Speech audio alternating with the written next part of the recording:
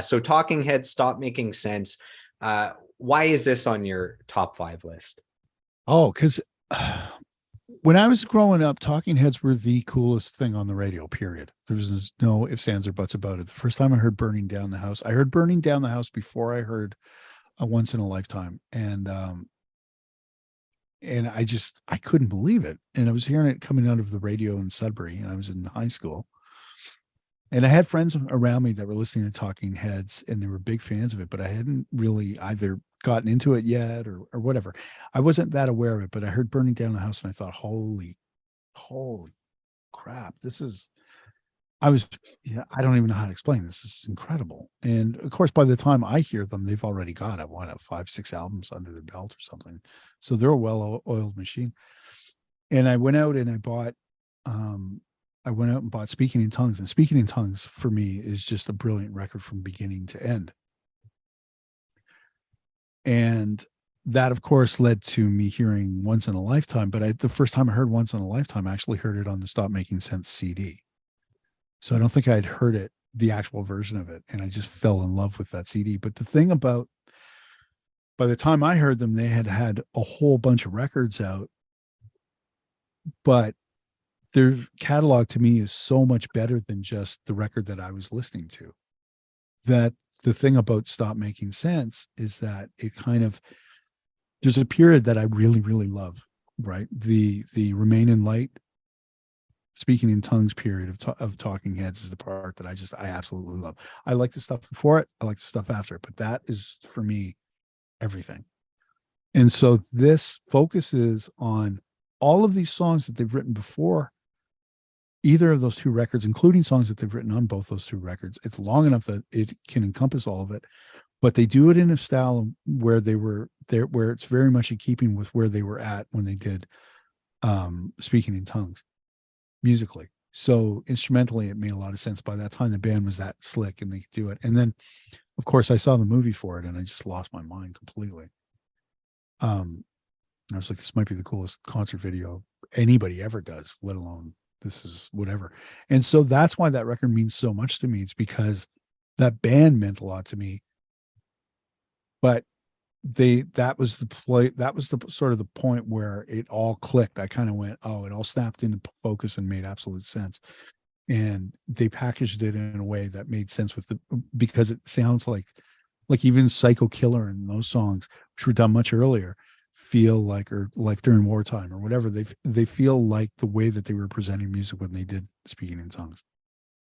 And so that's why. And his lyrics are like, come on, like, give me a break. The guy's an unbelievable songwriter. It's basically a greatest hits album, but live. Yeah, it's a greatest hits album, but live and performed live with extra musicians on board. And it's just, yeah. So would you say Burning Down the House and Psycho Killer would be the two most popular Talking Head songs that most people would know? I think probably, but also Once in a Lifetime is big too. But there's like, you used to have songs like Naive Melody, which you see in movies and things like that. So, but you're probably right. I would imagine Burning Down the House and Psycho Killer are probably the two that people can relate to the most. Because Psycho Killer is just, again, it's kind of disturbing but weird. And yeah, Burning Down the House is such a strange song to be a hit, but it also sounds like a hit. You know what I mean? Like it might be the most awkward, strange hit ever, but still undeniably a hit when it gets to the chorus. Great way to put it. But Burning Down the House is kind of like Sledgehammer, right? Peter Gabriel Sledgehammer, where first time you hear it, you go, that's just an awkward Motown tune. Like that's Motown done by somebody who can't really get the Motown thing happening without making it weird sounding. And I find the same way with like Burning Down the House. It's just there's no other way that band could have produced that song and made it sound whatever. And it's just that the public kind of came around to them as opposed to them going the other way around. I think that's the other thing that I really appreciate about that record is that it's just very honest for what they sounded like. It's very honest. So I listened to the live album. I haven't seen the live concert. The live concert is considered one of the best, live DVDs or live concerts ever. What am I missing by just listening and not getting the visuals of it? Well, I think that's how strong it is that you don't have to. You don't have to get the visuals out. But there's a certain thing that when you see it performed live in that, because the concert itself, the actual record is just, it's so well done. It's so well performed. It's so well played. It's so well mixed and recorded and produced that you don't need the video. It would have stood on its own. I'm thoroughly convinced that it would have stood on its own as just an album. But when you see the movie, you realize that there's a whole other level that you're not getting of what's going on with these songs and how they're performed and what's happening during that concert. And just the unique as, okay, so let me try and encompass it in that the way that you describe Burning Down the House as being this undeniable hit, but really incredibly awkward, right? There's that kind of weird sort of like level, like depth to it. The movie's like that. When you see them perform it, you're just like, what is going on? Like, this is just, it's not your typical rock show. Let's just put it that way. It's like nothing like your typical rock show. So even though this is a live album, at least when you're just listening and not watching, it was still a big hit. So this goes double platinum. It stayed on the charts for over 2 years on the Billboard Top 200, which is wild. And that list of 500 greatest albums of all time, it's even higher than the Tom Waits album. It's number 345, which is, for a live album, you think they would pick. There's other studio albums from Talking Heads on there. I think they have like 4 albums total on that 500 list, but yeah, so it was a big hit. When I'm listening, to me, it's a collection of awesome songs that are like really unique and strange. It's just like a strange collection of songs. And you were saying, like, what other band could pull that off? Just the strangeness, but still be that popular. Yeah, exactly. And I think, he's got such a compelling voice to listen to.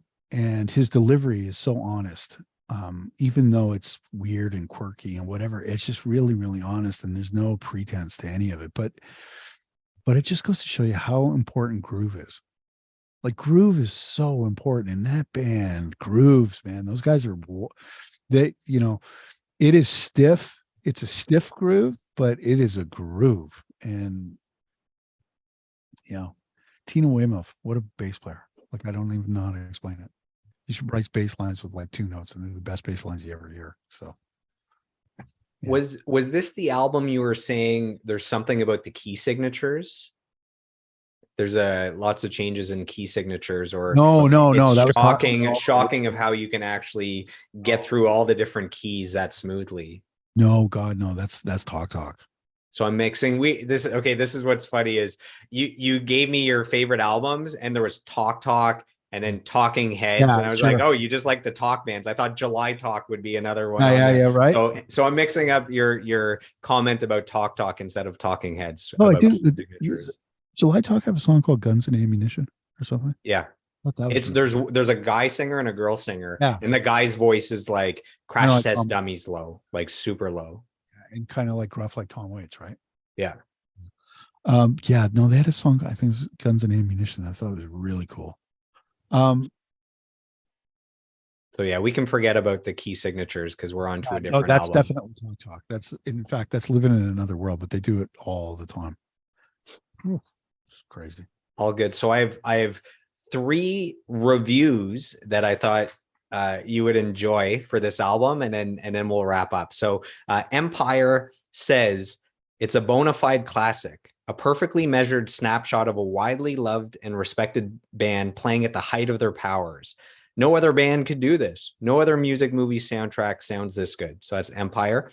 Q Magazine says a timely reminder of the achievements of perhaps the most underrated band of the post-punk age. And so those are the only 2 comments. And then the last thing I would say is, as I look through all these all-time great albums, almost all of them are mastered by Ted Jensen at Sterling Sound. Is he like the biggest mastering engineer of all time? His name, so the 5 albums with Rich, he had mastered, I don't know, 2 or 3 of them. And then here in only the 2nd episode, again, it's him having mastered some of the albums here. Ted Jensen, Bob Ludwig, George Marino, Howie Weinberg. Those were guys that I think Howie did the Big Sugar record behind you. I got a Big Sugar shirt on Here you here go. too. Woo! Ooh, hanging. We're gonna have to send you some Eon swag. That was in your honor. I knew you worked with them, so I got a little Big Sugar, but I'm too close up here. You know, you can't see what I'm wearing. That's awesome. But yeah, those were the guys. So it's not surprising. Bernie Grunman, I think, was another guy. Brian Gardner. There was a bunch of mastering guys that were kind of doing pretty much everything at that point. And yeah, Ted Jensen is definitely one of them for sure.